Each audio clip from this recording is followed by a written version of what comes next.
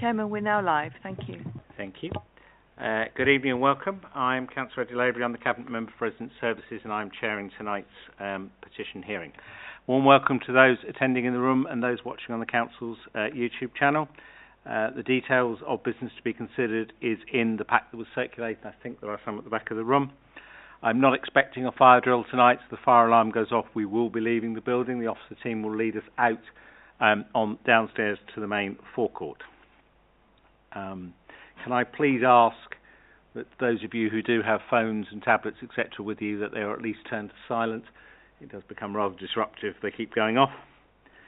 Before I move to the agenda, let me do some quick introductions along the table. To my immediate left is Liz Penny, the Democratic Service Officer, who minutes tonight's meeting, and Rebecca Reid, the Democratic Services Apprentice, who's sitting alongside her to see how it's done, I presume. And Beth Rasford, our Head of Parking Services, is here for the first item. All matters tonight are in public, and therefore in part one. Let me just briefly explain how this works. Some of you may know, some of you may not. I will briefly introduce the petitions. Lead petitioners have 5 minutes to address the meeting. Any ward councillors present, it is 3, I remind you. There will be then a general discussion led by the Cabinet Member. Now, it used to be very easy to do this when we didn't have televised meetings, because effectively I could run a discussion from here, just chatting to people and trying to get the points that are raised. Now anyone who's speaking has to be there, because otherwise it's not audible on the YouTube. Okay, and then I will then deal with decisions at the end. The first item is a petition requesting the reversal of the abolition of 30 minutes free parking for non-residents. It's come from Northwood Hills Ward. Is there anybody here on behalf of that petition to present it? I'm getting no hands, which is always interesting. Yes, I haven't had a confirmation that the gentleman has said. Anybody here on behalf of the Northwood Hills parking petition? It was Mr. Manny Vannan who... Sorry, it was Mr. Manny Vannan who submitted the petition, and Mr. Vyas was meant to be attending on his behalf, but we don't have either of those people here, no? So it looks as though at the moment, Councillor, they're not attending. Well, if they're not here quick, I will move on.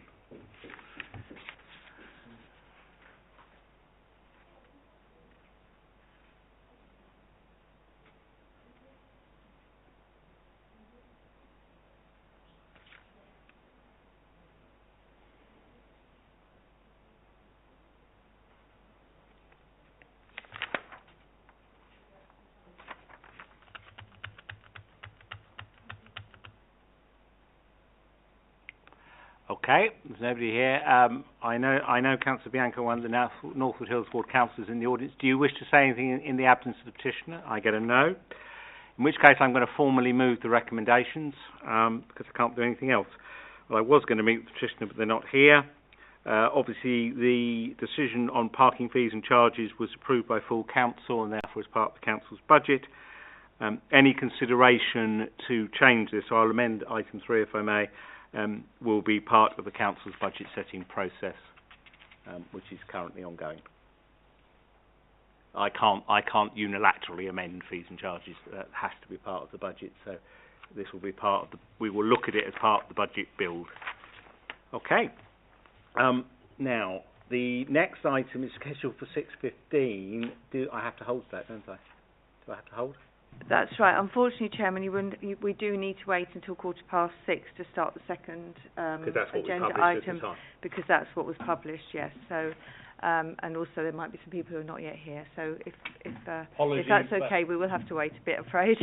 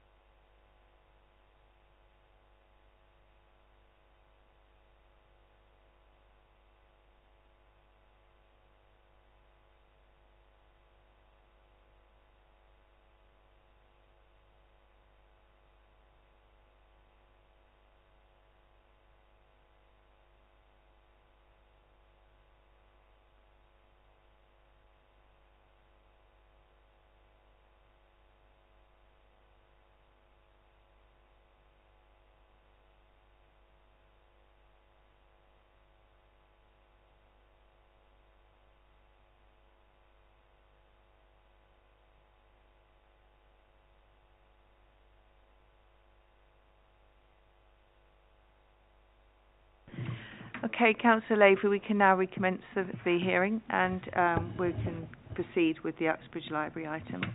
Okay, thank you, and thank you all for your patience. One of the downsides of televising is you don't get to write your own timetable anymore.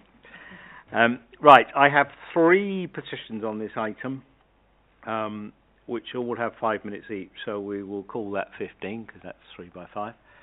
What I'm going to ask is if all 3 petitioners would come up and occupy the chairs for me.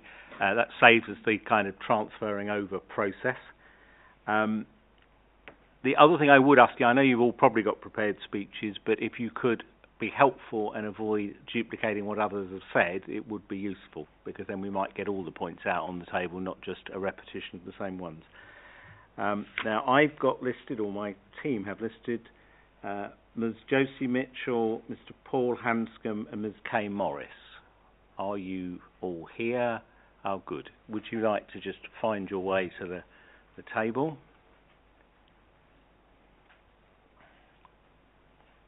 Doesn't matter, the order. And the order you decide to speak in doesn't matter either. I just want to, otherwise I've got to go up and down all the time, and it just kind of makes life a bit complicated.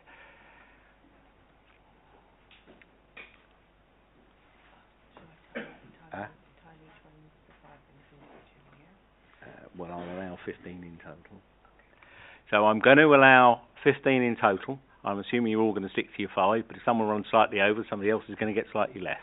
It's the kind of makes it easier to do it from my perspective. So when you are ready, we will start timing. If you press the red button on the middle, of the microphone, it will it'll light up red. That's good, because that means it's on. When you're ready, please go. Okay. Good evening, councillors. I bring forward to your attention the proposal of moving Uxbridge Library from its current location to the Civic Centre. This diminishes its current capacity from 6 floors to just 1. The proposed new area being the Middlesex Suite. Our present library is in the heart of Uxbridge. The proposed library will be perched at the outer end of Uxbridge in a municipal office block. Which would our residents prefer? A library is incomparable to supermarkets or hospitals, which attract hundreds of people during a day. It is not just a place for borrowing books. It is an essential hub for education, culture and social interaction, and well used by students for homework and course studies. How will they be able to use the study areas effectively in a reduced space? The current facilities provide regular free exhibitions open to everyone. Surely the experience of engagement with whatever the library displays in the new setup will create less of an impact within a small space. The library provides events for senior members of our community, enabling social interaction and sharing interests. Will there still be the same level of activities and events for them to participate in? Regarding accessibility, the current facilities are easy to walk to from bus, train and car park. There are a few buses that stop outside the Civic Centre. In harsh weather, it might be just a step too far for someone with mobility issues and parents with young families. You promise all the current facilities provided in the new library. However, there is no decision where the local studies and archives area are to go. The Old Market area and Old Windsor Street serve as a permanent reminder of our local history of Uxbridge, which should be proudly on show in a public area, not confined to a storeroom and forgotten about. You state that the library has underused spaces, which is the case within the fiction area, where there are big vacant spaces on the bookshelves. You promise the new library will have a large book collection. How is it possible to have a vast collection in a small space? refurbished in 2014. Now, just 9 years later, there are proposals to move it. Decisions by planning could have been better with energy savings initiatives incorporated and implemented back then. There could be room to making it carbon neutral, not spending a huge budget to move it. Surely installing solar panels, energy efficient heating and lighting would be more cost effective and would be of benefit to install in the other libraries in the borough. That's me. Uxbridge Library is a valued resource. Its light, open purpose-built design Speak up a bit, I think. I'm struggling a little bit. The audience may be struggling. Uxbridge Library is a valued resource. Its light, open purpose-built design simply segregates the building into discrete areas which can be subdivided naturally into classification, function areas and separate clusters where groups can work without interference from other groups. The library can cope with the surges in demand from students and large activity classes and talks of over 100. The library is a surge demand service in the same way trains are, where surges primarily come from school children in the evenings and at weekends. Very high numbers come at GCSE revision times, and students can be found sitting on the floor in the current library due to lack of space. There is insufficient capacity in the proposed civic plan to cope with the surges the library currently sees. There is also insufficient space to accommodate the large class sizes in some community activities. The civic plan is unclear in places, so this is my best estimate of the planned resources and their effect. Last Monday evening, there were 72 residents using either PCs, laptops, studying at tables or reading. This doesn't include those in the display or children's area on the ground floor. The 72 residents compares to a probable planned total of 47 spaces, suggesting 35% of users wouldn't have places. If the Learning Centre is reserved as a quiet study and teaching space, then fewer residents will be accommodated due to the much lower number of PCs. Students use the study spaces in the library to study on their own, in twos or in groups of up to 9. The plan doesn't accommodate group learning. Group participation is a valuable part of learning practiced in schools and in industry, particularly in multidiscipline approaches to problem solving and efficiency studies. There are no discrete reading spaces which may be used by a resident requiring a quiet space to get away from life stresses for a while. I estimate the plan has 75% of the current book shelving. Wheelchair access to shelving is likely to reduce the amount shown, and the dead ends require a wheelchair user to reverse or be able to turn. The shelving layout is not wheelchair friendly.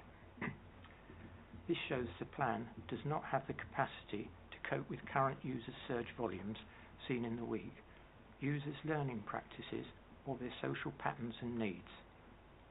The community reach of the library is a very important aspect of its modern role and is really appreciated by residents. To diminish this function undermines the citizens that depend on it. The proposed space would reduce those attending evening talks which are currently often oversubscribed. The planned multi-purpose space leading to the library is good in accommodating casual meeting tables, but is a divided space with a walkway which divides the area approximately into 1/3 and 2/3 spaces. The 1/3 space could accommodate working from home residents. The 2/3 space would presumably be for group activities which are important to many residents. One of the popular activities is chair aerobics, where substantial space is required between participants. This space looks completely inadequate for the current class sizes. The bookable meeting room is shown as being a bit larger than the 2 phone booths. This size would be sufficient for very small group meetings, but wouldn't be large enough for any group activities other than a group huddle. The proposed location and the site of the library is seen as an obstacle for many residents, particularly seniors and those with toddlers. Urban planning typically places libraries in town centres to encourage attendance and participation. Adding 5 minutes to a journey adds 10 minutes to a task and acts as a discouragement. People's time and ease of use are increasingly valued in today's modern society.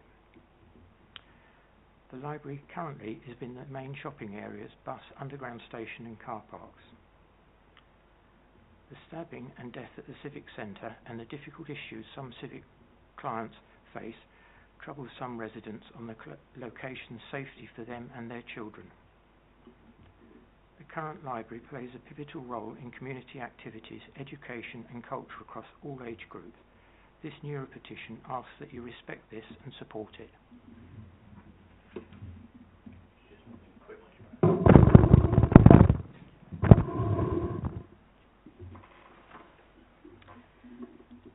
Good evening, Councillor Lavery and officers of the Council, and thank you for giving us an opportunity to present our petitions tonight. My name is Josie Mitchell, and I feel I should make a declaration of interest before I begin. In my working life, I was a professionally qualified librarian and an associate of the Library Association, which is now called the Chartered Institute of Library and Information Professionals. And for over 20 years, I was privileged to work for Hillingdon Library Service. So I'm speaking with knowledge and experience when I say that the preamble to the Change.org petition has been put eloquently and fully and deserves to be read again and again, and the points made should be considered in depth. This petition focuses on the fact that there's been no prior knowledge of the proposal to downgrade and downsize the Central Library and move it to the Middlesex Suite as just another branch library. The phrase in the library strategy that is now held up as a clue to that proposal, while laudable as an overall approach, is a very general comment and easily overlooked as a defined plan. According to the leader, Councillor Edwards, at the recent NURA meeting, there will be no public consultation on this, and the only chance to comment, apart from this hearing, will be in response to a possible future planning application. It sounds like a done deal rather than a proposal, with a new slimmed-down staff structure appointed, layout plans already designed, and with a £2 million contract awarded to refurbish the Middlesex Suite.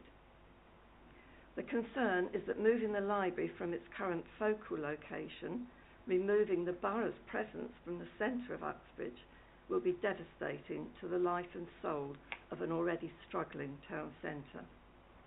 A report by Brunel University called The Voices from Uxbridge has been commissioned by the Council as part of the Town Centre Master Plan initiative. In that report, many glowing references are made to the library's important position to the life of the town. How does your proposal align with that? How is your proposal viewed by the Uxbridge business community? So, to sum up the proposal, it's too precipitous, has not been widely viewed and discussed in relation to the rest of the Council's plans for the town centre, has not been publicised to ascertain the residents' views or support, has not sought to ask the views of Uxbridge business community, is unlikely to have a public consultation, has no thought to alternative solutions to the perceived problems with the current library building. So we ask you to please delay, consult and reconsider this proposal. Thank you. Thank you all.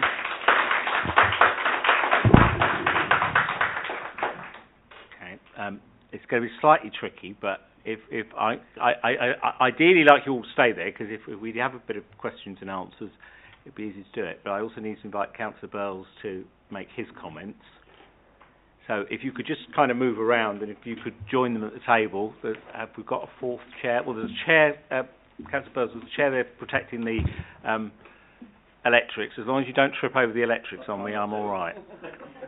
Otherwise, I'll get told off again. I know this is slightly common, but it's just easier to do it this way rather than everybody walking backwards and forwards all night. And you know yours is 3 minutes. as I said at the start.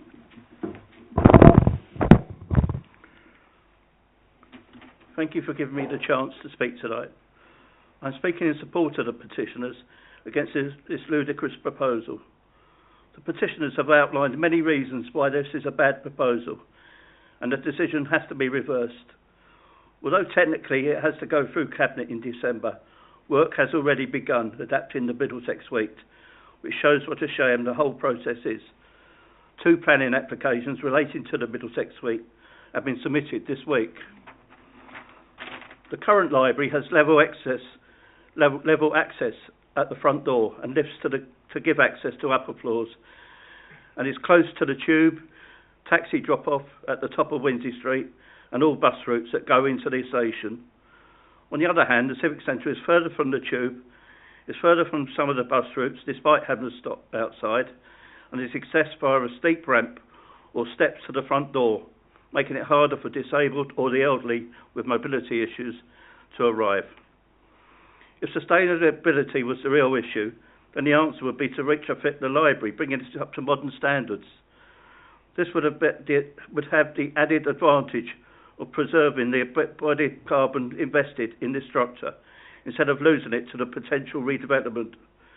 This consideration of embodied carbon is not considered alongside operational carbon, heating, bills in use, etc., because there are no plans for the future use of the building. Hence, the sale and redevelopment of the library building could actually lead to more carbon emissions. I'm also concerned about the damage to the library as a social hub in a more tucked-away location, and in a digital hub with less computers at a time when the council is driving more of its services online. There could potentially be more need into the future if people are suffering with the cost of living. It seems like no thought has been put into the effects of the library and its footfall it generates from the High Street. After losing Debenhams and BHS and the Chimes, and Wilco from the Pavilions, losing another anchor tenant in the town centre would be a disaster. For a library, it's also dismaying that they are culling the number of books. A friend of mine took out a very useful book that was in deep storage. It would no doubt be dispatched in any cold. The equal access to quality, trusted information is a key role of library, and books are often more reliable than Wikipedia and ChatGPT, and go into more depth. In the future, these books will be unavailable to anybody who couldn't afford to buy them. Underlying all of the above is the obvious motive of raising money by the sale of the library site, which is being justified in any number of other ways. But even worse is that this would undo the more enlightened work of previous generations who used the development of Charter Place to finance the library, thus securing a vital community resource. Please rethink the proposal.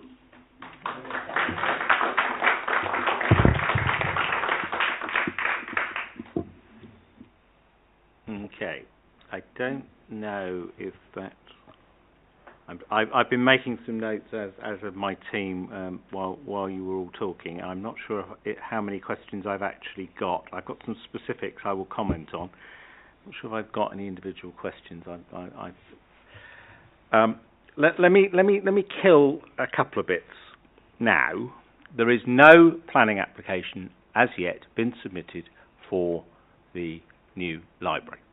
Whatever other applications may have been submitted, and there will be a number in relation to this building and listed building consents and other matters, are nothing to do with this proposal. And that is a fact. And I know because I have checked. So that is the first. This proposal does require a planning application, and therefore, if the Cabinet decide to go forward with it, that will need to be submitted and considered. So that's the first point. In terms of consultation, the fact that 3 petitions have arrived before me tonight would indicate that at least a good number of people are aware of this proposal. It's always people say there is nothing there, and then there's three lots here tonight. There will be a further period. The Cabinet report for this is not yet finally finished. But it is likely that there will be a further period of consultation built into the end of that Cabinet report. but as yet it's not finally complete. I understand people's concerns, and I understand people don't necessarily want it to move. It is a relatively short move up the high street, and the access arrangements we could debate all night. But in essence, some people will be better off and some people won't. If you get the bus that stops outside here, you're now better off. But that's, you know, there is that. The current library is on 6 floors. Actually, it's not an ideal arrangement, because particularly if we have, and we have had one, I understand, an incident where we have power difficulties, those who are on the upper floors and can't get out by themselves will struggle and can be trapped for quite some time. So obviously it is, in an ideal world, having 1 floor buildings fully accessible to all is often easier than having 6 floors. The evidence would suggest also that the current library, we want a library, and this will be, it's one of our 3 flagship libraries, whatever happens, and it will be the largest in the borough, even under new proposals.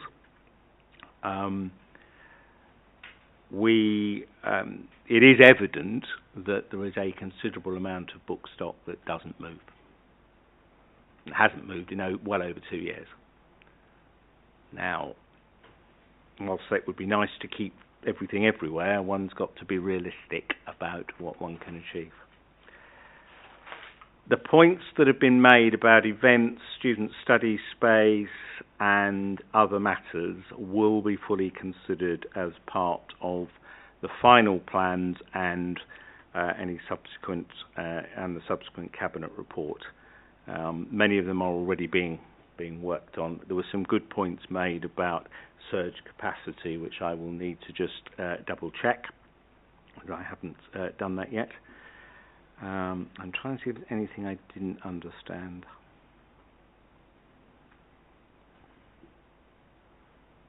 No, I don't think there's anything the points have all been well made tonight, so I don't think there's anything I've got a particular question on that I need clarification on at this point, which is often the case when we get petitions. You get to a point where you don't really understand exactly why we're doing where we're going. So, in terms of the recommendations that are before me,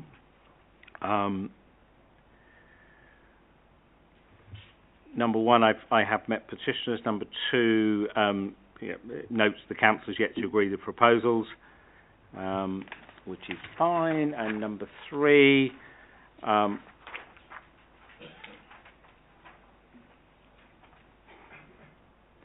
without considering all the matters in detail, I'm certainly not in a position to cancel a proposed scheme at this stage. You've raised some good points, and we will need to look and make sure they've all been dealt with. At this stage, I am minded to continue with the preparation of the cabinet paper. I am not confirming at this stage that it will come to the December cabinet, though. It may do, but I can't. It would be unfair of me to do that, because the points that have been made tonight, I need to compare against plans, compare against the documentation that I've got, and then come to a view as to whether I should put it before my cabinet colleagues for a decision. So that may be possible to get that done in time, and it may turn out that a little more time is required to research the matters that have been duly raised tonight. So hopefully that gives you an indication of where we go from here. I do thank you all for your time. I do thank you for your petitions, and I will close it at that, because I don't think I'm going to learn any more now than I already know. So thank you all very much. Councillor Lavery, can I just say I've got a little package of information that might be helpful to you. Happy to have. Happy to have. Okay, thank you. Very much. I'll put that just there so I've got it. Thank you all. Thank you. Thank you.